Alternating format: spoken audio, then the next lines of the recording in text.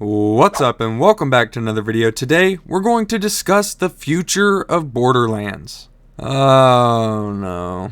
So before I just jump straight into the discussion for today, I'd like to try and remain as positive as I can in today's upload, as I think I've done a good amount of videos on the current downfall of the franchise. Whether it was this video about Gearbox going up for sale, or this one about how they ruined farming 3 times. So let's try and remain a little more positive and open to the idea of success with the future of the franchise, despite all the arrows pointing to a grueling downfall from here on out. The future of Borderlands doesn't look good, and I'll be as upfront with you about that as I can. With Gearbox up for sale, in terms of news on Borderlands 4, we're just basically sitting on our hands at this point, waiting to see who the company goes to. This should immediately raise some red flags, as I don't think there's been as much as one offer for Gearbox yet. It's now been up for a little over a month, and the theories as to who might actually bite the bullet and purchase Gearbox have been circulating through the grapevine. It seems the company that I see thrown around the most though has to be Microsoft, and please, out of any of the options, I think Microsoft would be a perfect fit for Borderlands and Gearbox. But as I said, there's not much we can do besides wait. We got a couple Borderlands projects on the way, the biggest one being the movie, so I'll go ahead and just discuss that briefly first, which I did a whole video on my thoughts about this if you're interested, but to sum it up, I'm not feeling too good about it, and I'm just going to pray to the movie lords that it's at least somewhat decent. But next year, we'll be able to see it for ourselves on August 9th, together, because you bet your ass if it's in a theater near me, my dumb ass is going. Regardless of the movie and its potential to be another mediocre video game film, let's talk about the most recent Borderlands project, and should I say ongoing Borderlands project? Because I assume it isn't over. Echoes from the Borderlands. So if you're not familiar with what the hell that even is, I wouldn't blame you, because the promotion for it has been mediocre at best. I'll say I checked out the first 4 episodes in full. While I thought the first 2 were pretty good and added a lot to my knowledge of the backstory of Borderlands, its coming of age story, and especially the first episode, which gives a deep dive into the process of how Borderlands was thought of, pitched, and developed. And while I think it's a cool idea, the rotating guests just make it damn near unwatchable from the 3rd episode onward. While I didn't have it in me to watch episodes 5 or 6, I can't even remember a damn thing about the 3rd episode, which was based on the pre-sequel. I actually had to go back and skim through and get a little refresher before the video. And I guess they didn't remember much about the pre-sequel either, because it's by far the shortest episode of the podcast so far. As for the 4th episode, I'm sorry, but whoever this woman is, nothing against her, she actually seems like a really nice lady. I watched an 1.5-hour podcast with you on it, and I'm still wondering why you were sitting on that couch. As I said, nothing against her as a person, I'm just glad I had this on in the background, because without Joel, the other guest that was there if you didn't know, I probably wouldn't have even been able to make it through this one. So to wrap up my thoughts on the podcast, I think it's a fucking awesome idea, but why not just have Randy Pitchford on every damn episode? I know he's a busy guy, but I really think that first episode was great, and even the second was alright talking about Borderlands 2. And as much as I love to give him shit, he does have a charisma about him, and I think that it made the first episode a lot easier to watch because of it. I'm not defending the man or any of the weird things he's done, I just think he knows more than any other guest that they could have got on the show. Therefore, he could have let us in on more juicy details than anybody else. Alright, I'm sure you get my point. Go watch the first episode, maybe the second if you care enough, but the rest are pretty skippable in my opinion. So, the next bit of Borderlands related media we can expect is the Borderlands novel called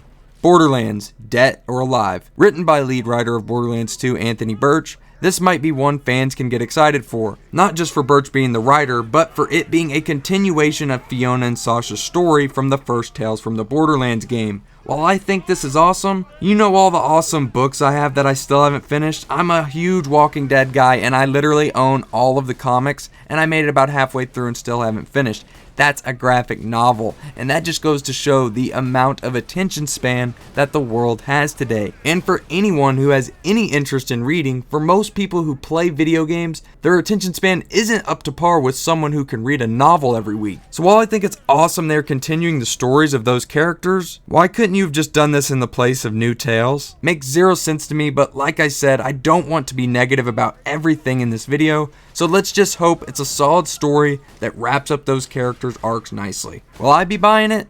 Probably not. The next and final Borderlands project that's coming out soon is Borderlands Echo Vision Live. Okay, so if you're not aware, this is yet to have a release date, but it has been announced and confirmed to be on the way. It's an interactive game where the viewers will make decisions that will change the story's outcome, much like a Telltale game, right? Wrong. While we, the viewer, get to make the decision, as far as I'm aware, the company who's in charge of this has done other games like this in the past, and they've all taken place on Facebook as far as I can see, where the group decides together what choices they'd like to make. So it's a little different in that regard. You don't have complete control over the decisions of your game. Others may outvote what you've answered, therefore altering the story and the ending in turn of your game. But I do think it's cool how they're making the community kind of come together and make a decision. We're all literally going to have to try and figure out the best ending for this shit, because more than likely it will affect Borderlands 4.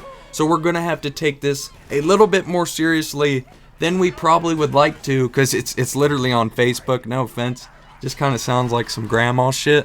But regardless, it's Borderlands, right? And it might tie into Borderlands 4, so therefore, more than likely, I'll be tuning in for this one. I'm assuming they're going to use this as a lily pad to get from Borderlands 3 to Borderlands 4. And we've already had some leaks that suggest that an actress who is actually cast to be in Echo Vision Live had in her credits that Borderlands 4 was actually listed, before it was then quickly deleted. While this could have just been a mistake, it's definitely something to consider. As for what I think, I'll watch it, but I don't have any high hopes. I think that's going to be the best way for me to approach this one. As there's really no idea what this could be used for, this simply is just my speculation. It very well may not have anything to do with BL4, but regardless, it's something to think about. And as of right now, that's about it. While Borderlands 4 has seemingly been confirmed, it's unknown what the current state of the project is. All we can do is keep our fingers crossed, and while my faith isn't very high, I'm still going to be as optimistic as I can with everything Borderlands related. This franchise is special to me, man, and it just hurts to see it in such a weak and vulnerable spot. Let's just hope it's all not going to turn out as bad as it looks. And that's really all I've got for you guys today. I hope you all did enjoy today's video. If you did, make sure to smash a like on it and subscribe if you guys are new.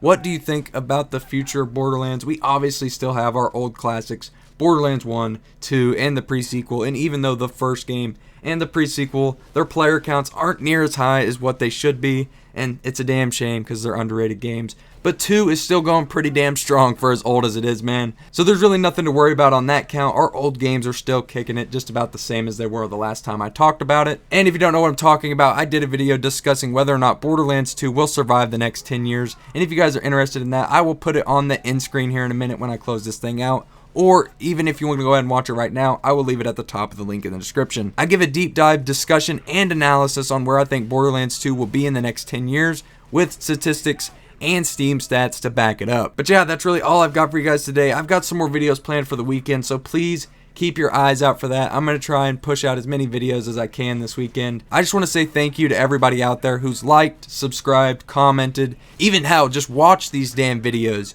You guys do more for me than a lot of the people in my personal life, and I am forever grateful to all of you for that. So with that, leave me your opinions on the future of Borderlands in the comments below. What do you guys think? What do you want to see for Borderlands 4? Do you think we're even still going to get a Borderlands 4? Who do you think is going to buy Microsoft? So many questions to take out of today's video. What do you think of all these current projects? Whether it's, the podcast going on right now, or the Echo Vision Live garbage that we're going to have to go through. Sorry, I don't have much high hopes for that, but I'm sure I'll suffer through it, right? I just want to wish for the best, even though everything looks really bad right now, and the community, and the franchise, and Gearbox, all of it couldn't be in a worse spot. While the future looks bleak, that doesn't mean we have to be. Let's just hope for the best, and if you haven't, go ahead, give me a follow on Twitter. The link to that will be in the description below, but yeah, I don't really have much more to say. I love you all to death.